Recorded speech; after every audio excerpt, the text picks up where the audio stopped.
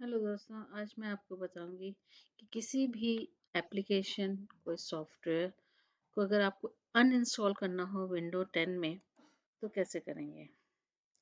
उसके लिए सबसे पहले आप जाइए ऐड और remove programs. Add and remove programs में आप जाके आपको ये लिस्ट मिल जाएगी जहाँ से आप जो भी एप्लीकेशन रिमूव करनी हो वो आपको यहाँ पर शो करेगा। जैसे कि अभी मुझे फ़िलहाल टक्स पेंट को अनइंस्टॉल करना है। मैं इसे अनइंस्टॉल करती हूँ। Again uninstall, yes,